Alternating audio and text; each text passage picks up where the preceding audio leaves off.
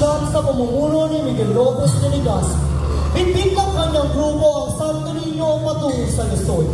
Naisipan din ng mga Kastila na ilipat ang sentro ng kapangyarihan ng Espanya sa Maynila. Nakaharap nila ang noong hari ng Tongtong na sila Kaytula, na kalaunang din nagpapabinyag bilang Kristiyano. Pagkatapos ng mga kaganapan, ganang ibinigay ang Santo Niño sa hari ng Tongtong.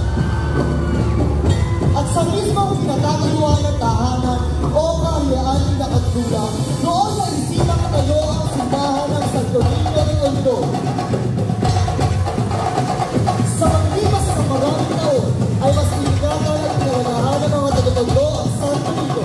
Inaayusan at pinibisa ng pila na nilulugdang sa nilulong na ginito.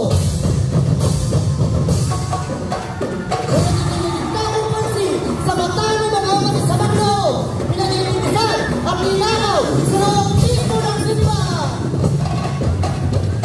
Hulyo 14 ng 1972 na mga napamakasaysayang pagkawala ng Santo Niño ng Tondo.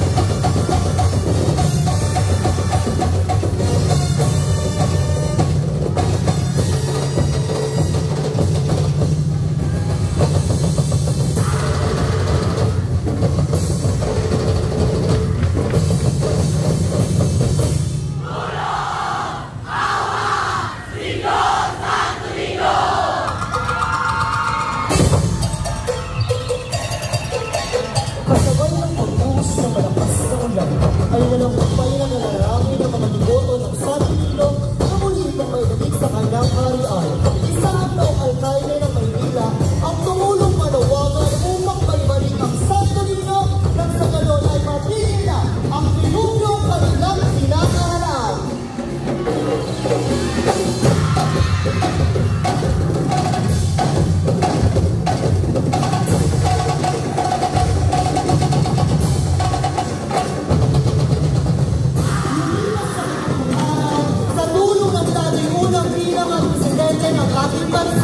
Ay unti-unting nakita at ay mali ang magkakaiwalay na parte ng Santo Niño at muli tumunod.